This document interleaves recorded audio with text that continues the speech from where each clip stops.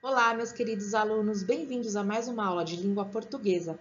Na apostila de número 4, o módulo 41, verbo, os tempos simples do subjuntivo, o imperativo e as formas nominais.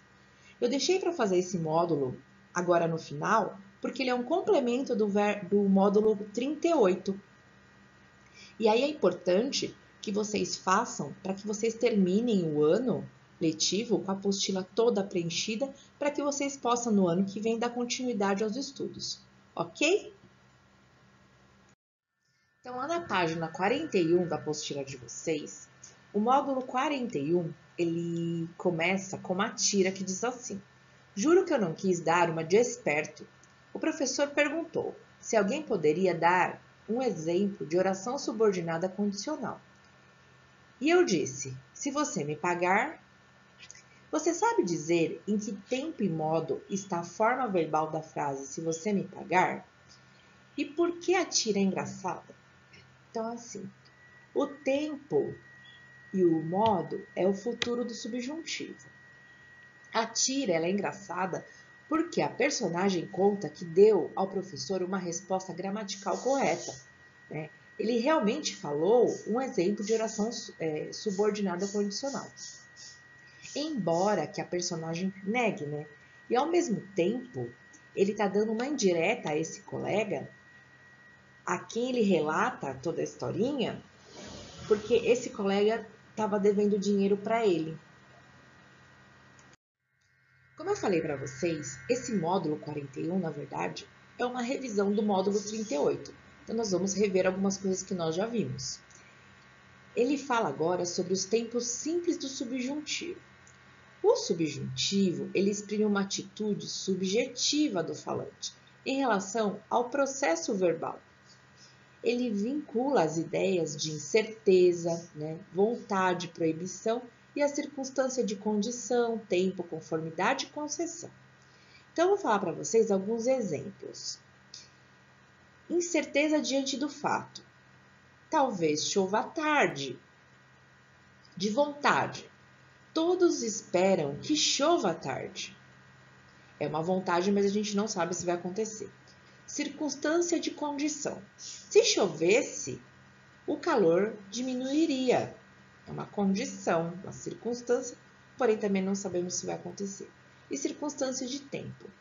Quando chover, o calor diminuirá.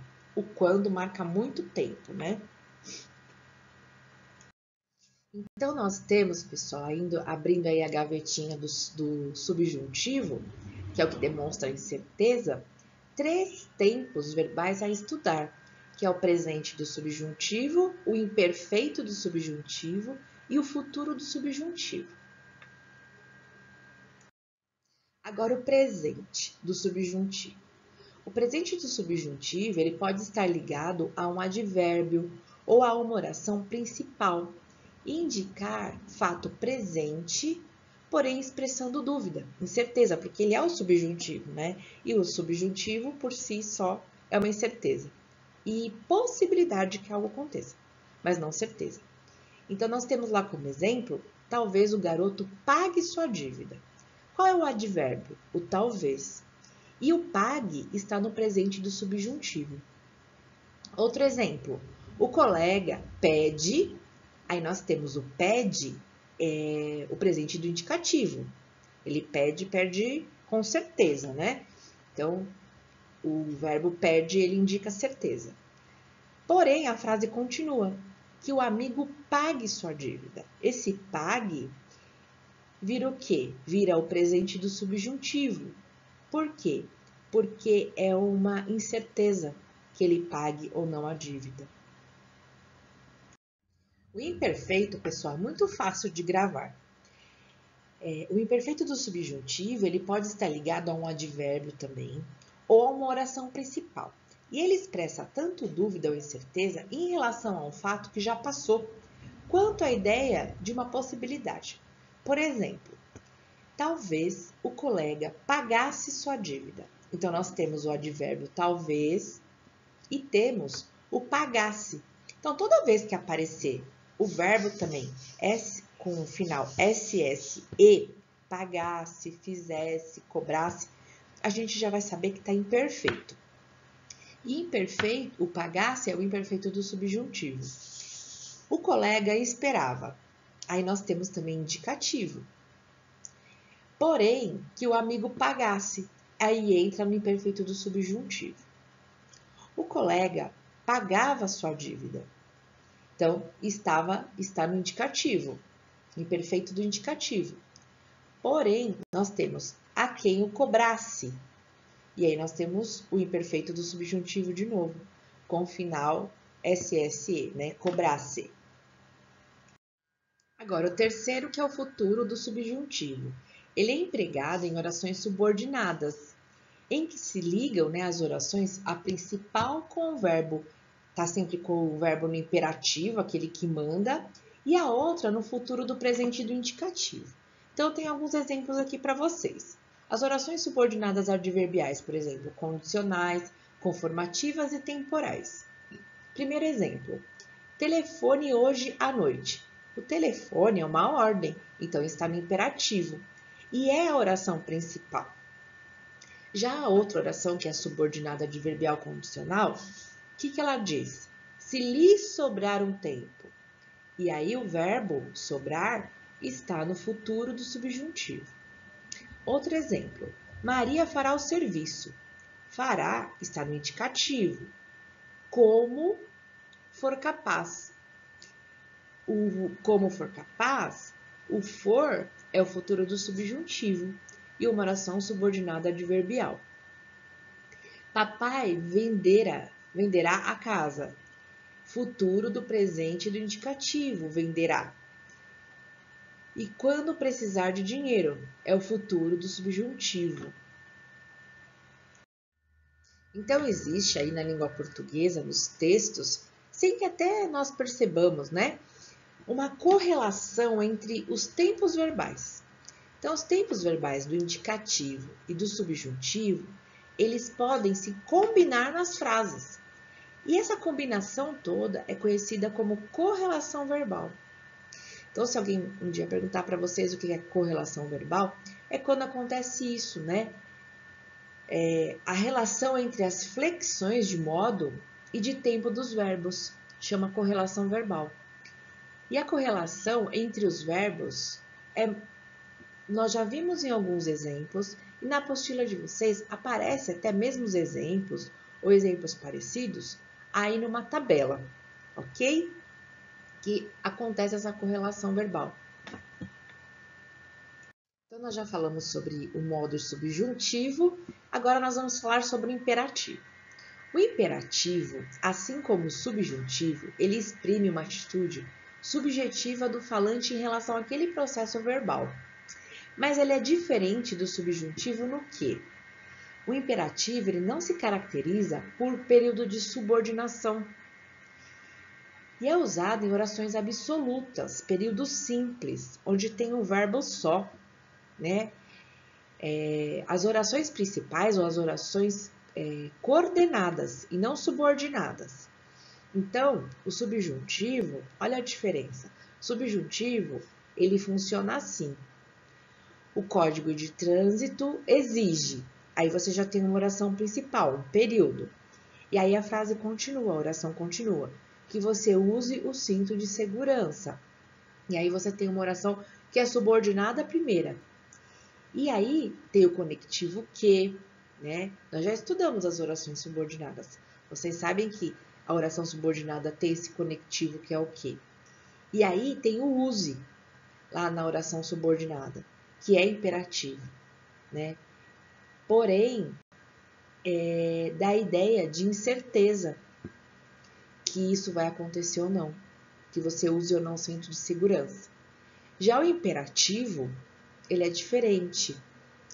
Ele funciona da seguinte forma: o imperativo é empregado para aconselhar ou incentivar o interlocutor a realizar ou não. Também a operação expressa pelo verbo. Ou para ordenar. Então, ele diz assim, o imperativo: use o cinto de segurança. É uma oração absoluta e não subordinada. E o verbo use, nesse caso, relata, né, o modo imperativo aqui. Então, pessoal, nós vimos que o modo subjuntivo, ele tem 3 tempos simples, que é o presente, o imperfeito e o futuro. E o imperativo? O imperativo, ele tem 2 formações, ou afirmativo ou negativo. Vamos falar um pouquinho sobre o afirmativo. As formas do imperativo afirmativo, elas derivam de 2 tempos, do presente do indicativo e do presente do subjuntivo. As formas de segunda pessoa do singular e do plural, que é o tu e o vós, elas são obtidas do presente do indicativo, menos o S, né, final, tu cantas, por exemplo, e vós cantais. Então, um exemplo é, canta de novo que o público te aplaudirá. Esse é um afirmativo, o imperativo afirmativo. As formas de terceira pessoa, singular e plural, e de primeiras obtidas do presente subjuntivo, sem alteração, por exemplo. Então, nós temos cantem de novo que o público o aplaudirá muito. Então, como é que funciona o imperativo negativo? As formas nominais do imperativo negativo, elas derivam todas do presente do subjuntivo, sem nenhuma alteração. Por exemplo, e tu, não brinques com fogo, menino. Você, cidadão, não jogue lixo na rua. O emprego do imperativo, ele é empregado para indicar ordem ou comando, um conselho, um convite, um pedido, né? Nós não sabemos se a pessoa vai executar ou não. Então, nós temos lá, não pise na grama. É o imperativo negativo, indicando uma ordem. Ouçam boas músicas. Venham logo e feche a porta, por favor. Outro emprego que o imperativo tem é de hipótese. Por exemplo, com o mesmo valor de condição expresso pela conjunção do se mais o futuro do subjuntivo. Veja esse exemplo. Escute minha história e entenderá tudo. É a mesma coisa de te dizer. Se você escutar minha história, entenderá tudo. A ruideza, né, de uma ordem imperativa, ela pode ser atenuada, acentuada, por uma fórmula de polidez. E utilizando, né, o por favor, o por gentileza, tenha bondade, ou pelo uso do verbo querer, seguido do infinitivo, por exemplo. Feche a porta, por favor. Por gentileza, apague a luz. Queira perdoar-me pelo engano. Então, é sempre o tom de voz também que vai determinar a delicadeza ou a rudeza. Agora vamos falar um pouquinho sobre as formas nominais. Os verbos, eles têm 3 tipos de formas nominais. Nós temos o infinitivo, que é quando o verbo é terminado em R.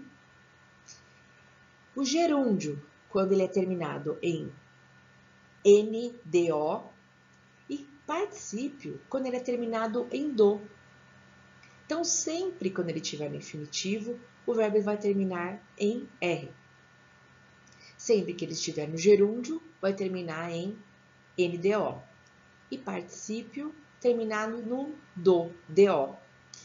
Então, diferentemente dos outros verbos conjugados, as formas nominais, com exceção do infinitivo pessoal, elas não identificam as pessoas do discurso. Parece que aquela oração, né, em que tem um verbo com essa forma nominal, ela se dirige para várias pessoas, para qualquer pessoa.